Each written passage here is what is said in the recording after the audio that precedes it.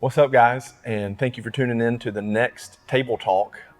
Last week we talked about the grind in our first Table Talk, and I was really kind of reflecting on that message because this is, all new to us. So we're just kind of riffing up here. But after the grind video, I kind of wanted, because I love when people add true value, and that's really what we're trying to do. So I wanted to kind of dissect the grind process. We talked a lot about getting through the grind, but now I wanted to kind of talk about stuff that we've actually done to get through it. So today we're going to talk about the physical side, the mental side, and the spiritual side, because that's ultimately when I reflect on how we got through it. It really, those three things play a big role in it. It boils down to them. And there was a book I read by Wallace D. Wattles, and it was called The Science of Getting Rich. And it really said that if you will try to improve your physical, your mental, and the spiritual side of you every single day, that you'll end up compounding into someone and something that basically attracts the desires that you have. And so I've always tried to, in the past 3 years, tried to improve on the physical, the mental, and the spiritual each day. And so I know you have too, because that's... Dude, it's wild. And when we first met, I was at the very kind of middle of my physical journey because I was overweight. After I got married, I got pretty hefty there for a minute. And at the time I was vegetarian for a while and lost like a lot of weight. I got too skinny, honestly, but I let that part go for so long is why I told that story, is that my physical, I was doing the mental stuff, I was doing the spiritual stuff, but the physical stuff I wasn't doing. And all the people that I was listening to, like we talked about last week, all the YouTube stuff I was consuming, these people were telling us, you gotta take care of your body to perform at this level. Telling you all the benefits of it. It's wild. But now that I'm, probably a year and a half into the working out, trying to eat a little bit better, all these things that I've done, I can feel it. Yeah, don't you feel better than you crazy. Could have imagined before? Yeah, and then obviously the mental stuff. I know the mental stuff for you do a really good job. I mean, you read more books than anybody. I try to like basically keep up to him with how much he reads, how much you consume. How has the mental stuff like played a big part in your life? Well, it's everything, man. Like when we first started in business, I had never ran a QuickBooks account before. I had never, just ran an entire business. I never sent in payroll before. It's just all kinds of things that you didn't know. Yeah. And I mean, as you start reading, you start learning about accounting.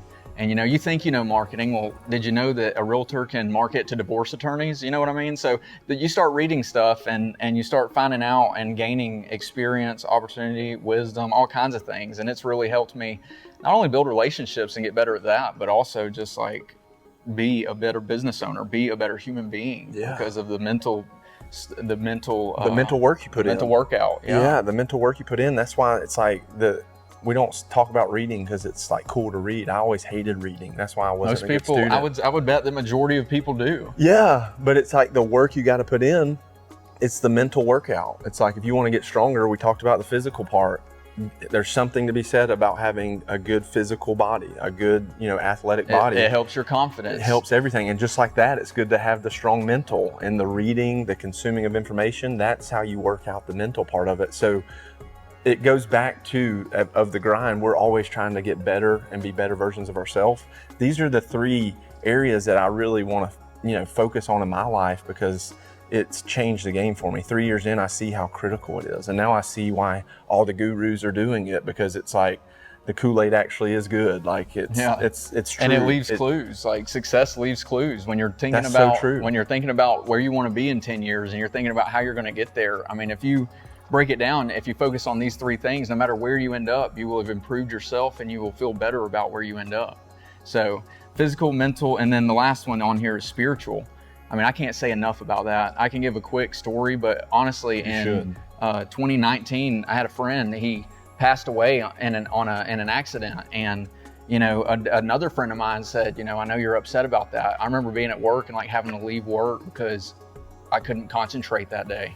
And a friend said, why don't you try reading a Bible? And I was like, whoa, okay. And so in the next year, I read an entire Bible from front to back. And at the end of that journey, the spiritual journey I endeavored on, I felt so much better about, and it wasn't just like, it was the spiritual things, but it was also, you could really apply these things to your life to improve how you felt about yourself and your own confidence.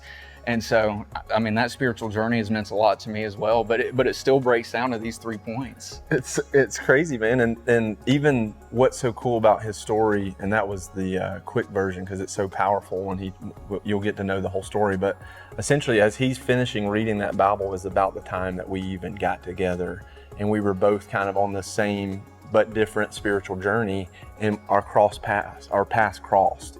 And the first conversation, he comes in my house and immediately goes and looks at my bookshelf and sees a Bible verse, and we instantly, for me, I felt like peace in that moment. It was so weird because it was like I had been praying for a partner, I had been praying for this and that, and I was really at a point with my spiritual walk where I was finally, doing somewhat better. We still fail all the time, but it was like when I was really trying and seeking, that's when you came in my life. So it's just crazy how it always works out that way. So the spiritual part of this is the last one, and we saved it for last because it's truly the best for last. Because if you can get that spiritual side, man, it's truly, I think, like Raymond said, as we were watching Raymond, it's like that spiritual part, if you figure that part out, it makes every other area of your life better. And when Brent and I first got together, I remember going to his house and I was reading the Bible in chronological order, and I saw a chronological Bible there and I asked him about it.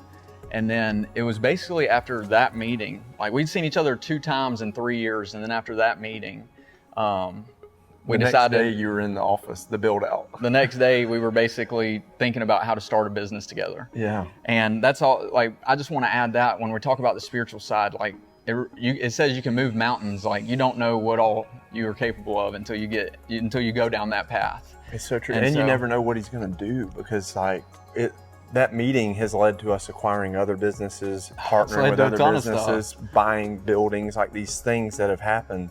And you could have never written that. We met twice before we got into partnership. We barely knew each other. Yeah, it was 2 weddings because our wives went to high school together. So we were just in a random situation. That was all we knew each other, and we partnered out of nowhere. Took a leap of faith. Yeah, honestly. It was truly, but we were both, the only reason we're sharing our story is for y'all to see the spiritual side of that, and that we were both kind of in that. We're in pursuit. We were in that pivot moment in life where you were about to start your agency, we were about to start an agent, so we were both about to go into a crazy growth period, and God just somehow aligned it where we could do it together. And for me, I couldn't imagine doing it without you. Dude, Yeah. Now that it's happened, hindsight 2020, it would not be as fun. We wouldn't have I feel like I would accomplish so much less because it wouldn't have been, they say 2 is greater than 1. That's another thing that's in there. 2 is greater than 1, and it's so true.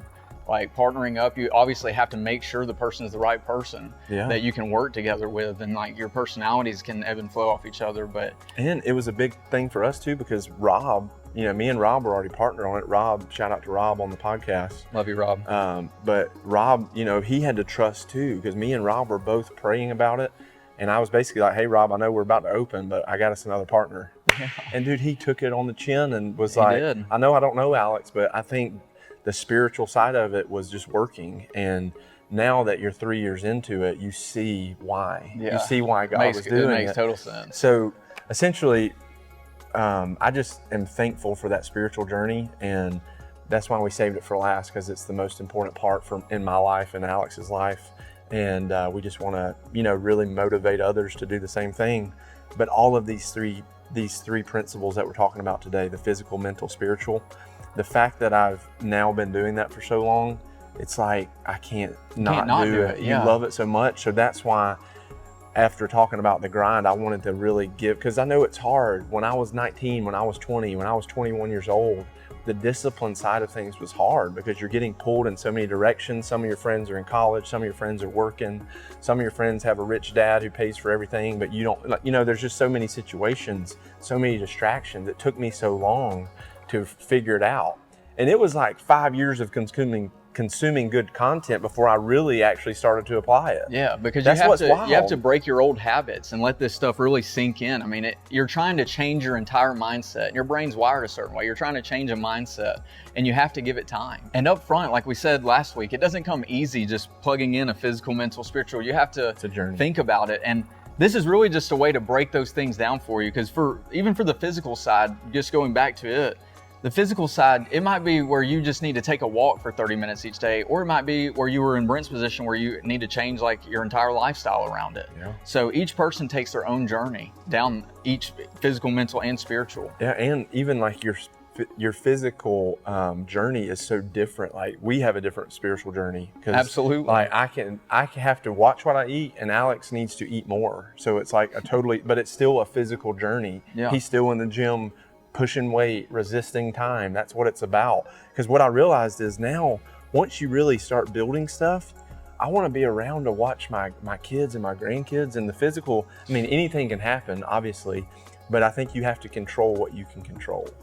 And you can control your health. We stay busy, and like I remember, times when I've been sick and in our business, like it's been a time where, you couldn't go to work for 3 days or something, and like those times are never fun. So I always try to take care of the physical first. And it's funny because there will be some days where Brent is like, I'm fasting until 12, and it's 12 o'clock, and I've eaten like 3 times already. Yeah, and if I did that, I would be an offensive lineman in the NFL right now. So it's tough. So everybody, I just wanted to share that.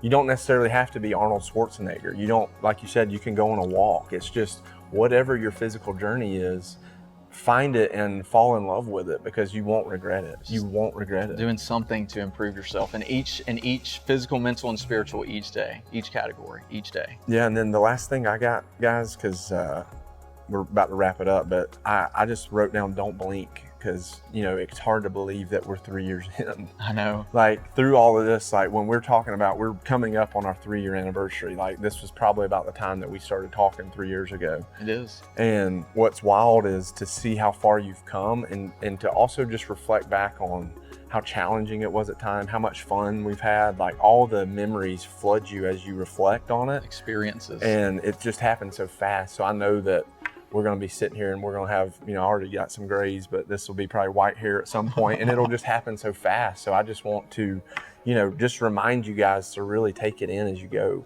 Stop and smell the roses as much as you can.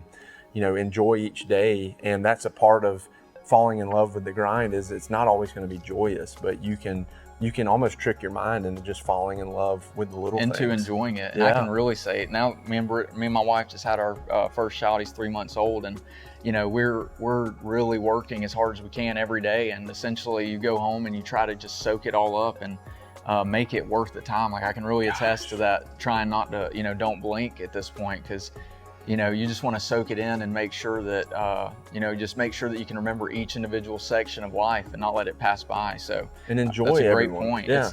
Enjoy it, because how many times have you heard it from the people who have built massive things? They're like, man, it was so much fun in the process. The journey. They fall in love with the journey. And it goes by so fast, because it's crazy to me that you even have a kid. It felt like it was yesterday that y'all told us. We were talking about it. Like, what in the world? He's driving already? No, I'm just kidding. But anyway, we love y'all, and thank y'all for tuning in. We're thankful for the people who are sharing it. We just really appreciate all the support, and we're just excited to continue to bring y'all content. Yeah, thanks for the encouragement, guys. Appreciate it.